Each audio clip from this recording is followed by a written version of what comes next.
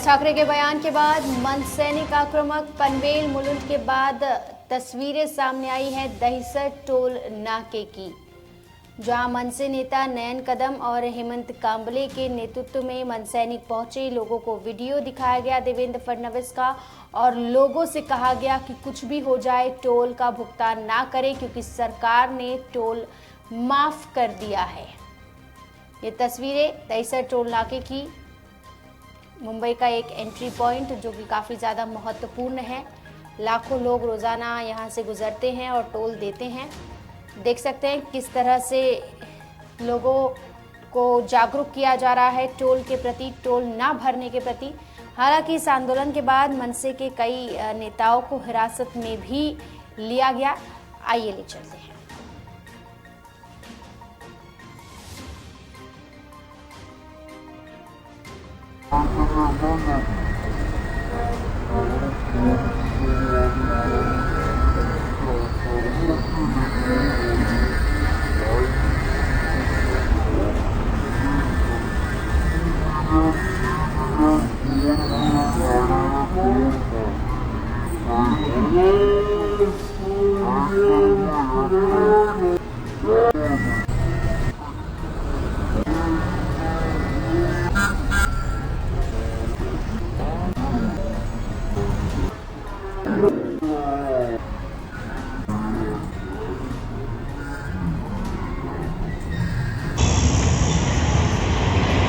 जी हाँ, बिल्कुल आपको मैं बता दूं कि मैं दहिसर के टोल नाके पर उपस्थित हूँ। आप दिखा सकते हैं ये दहिसर के टोल नाके हैं। यहाँ पे चाक चौबंद लगा दी गई है, पुलिस प्रोटेक्शन लगा दी गई है, बल तैनात कर दिया गया है। आप दिखा सकते हैं कि यहाँ पे किस तरह से पुलिस की चाक चौबंद लगाई गई है। यहाँ पे पुलिस अपनी ड्यूटी कर रहे हैं, ऑन ड्यूटी पर हैं।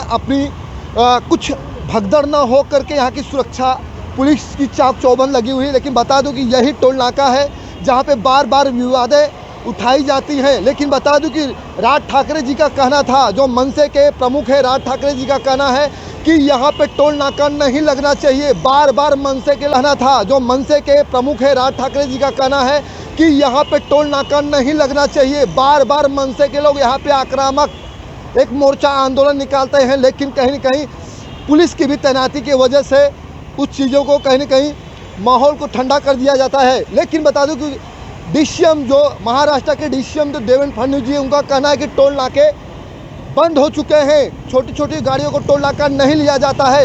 लेकिन राज ठाकरे जी का कहना है कि अगर टोल नाके के पैसे आते हैं तो जाते कहाँ हैं।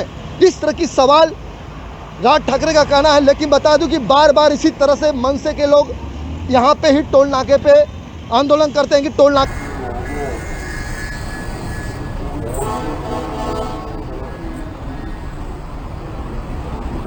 गाड़ियों पर टोल नाका लग रहा है। अब ये खास चर्चा सिर्फ नए कदम से ही पूछूंगा, सर क्या कहना चाहेंगे आज जिस तरह से ऐसा है कि कल जो ये देवेंद्र फडणवीस जी ने बाइट दी है कि छोटी गाड़ियों पे टोल नहीं लगेगा, चार 4 व्हीलर जो है उसके ऊपर टोल नहीं लगेगा, तो हम वही देखने गए थे आज कि 2 व्हीलर 3 व्हीलर तो चलती है, फ्री जाती है, तो 4 व्हीलर को टोल लगा रहे कि नहीं, तो 4 व्हीलर को टोल लगाया जा रहा है।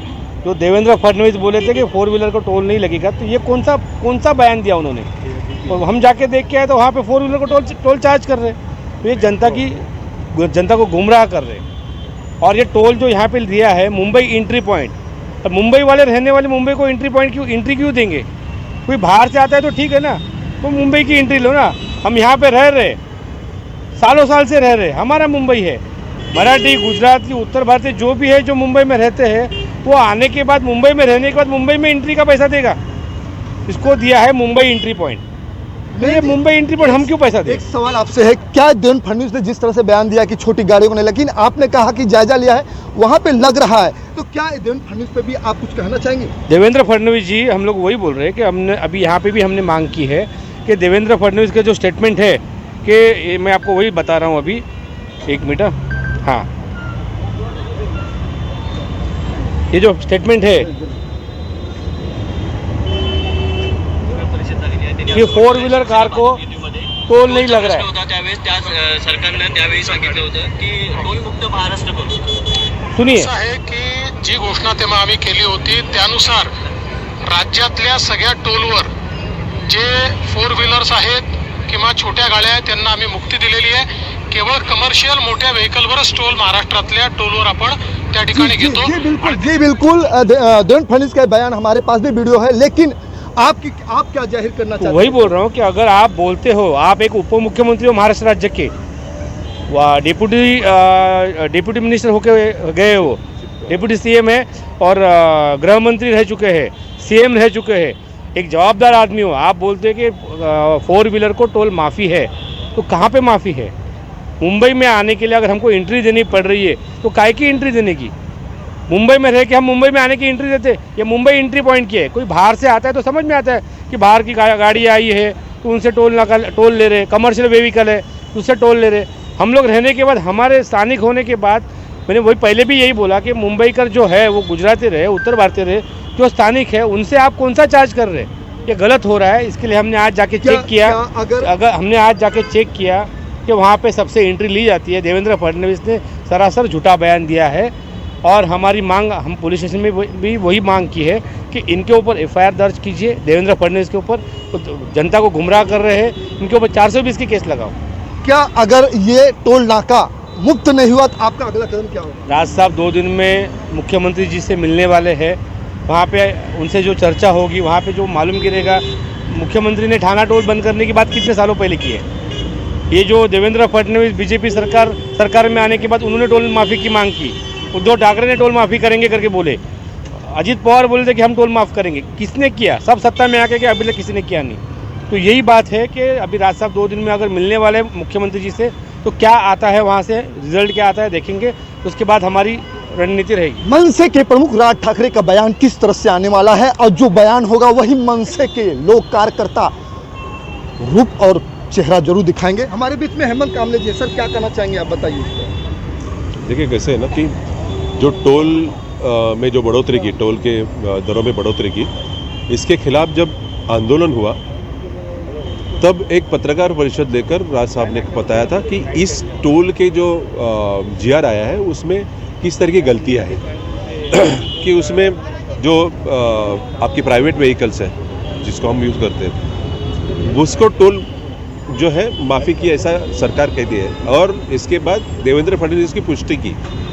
लेकिन हम यहाँ पर जब आज आए तो देखा कि वहाँ पर टोल वसूला जा रहा है और इसी के लिए हमने अब दहिसर पुलिस स्टेशन में हम देवेंद्र फडणवीस जी के खिलाफ 420 के गुना दाखिल करने की मांग कर रहे हैं. कामले साहब, अगर देवेंद्र फडणवीस पे आपका बयान है, आप कह रहे हैं अगर ये देवेंद्र फडणवीस जो डिप्टी सीएम है महाराष्ट्र के, अगर इन पर कंप्लेन नहीं हुआ, एफआईआर नहीं हुआ, तो आपका अगला कदम क्या होगा? देखिए अभी वो डिप्टी सीएम है, सरकार उनकी है, तो हमें भी पता है कि इस तरह की कोई कंप्लेंट वहाँ पर दर्ज नहीं होगी.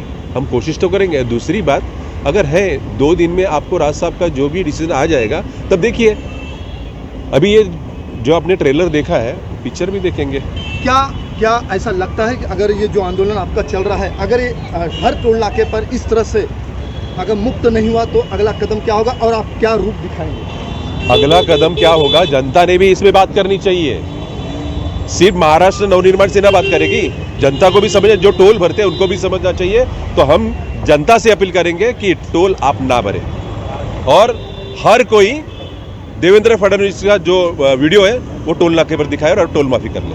धन्यवाद. हर कोई हो डिप्टी सीएम, जो डिप्टी सीएम है देवेंद्र फडणवीस का, सभी चेहरा दिखाए और टोल ना भरे, इस तरह का महाराष्ट्र नवनिर्माण सेना का कहना है. लेकिन अब आने वाला समय तय करेगा. लेकिन राज ठाकरे छोड़ने वाले नहीं. कहीं न कहीं आंदोलन आक्रमक इसी तरह देखने को मिलेगा. लेकिन राज ठाकरे जो मनसे के प्रमुख हैं, उनका कहना है कि टोल नाका मुक्त हो. अगर मुक्त नहीं हुआ तो अब मनसे का टेलर है, पिक्चर अभी बाकी है. धनुधारी यादव ग्रुप, मेट्रो मुंबई.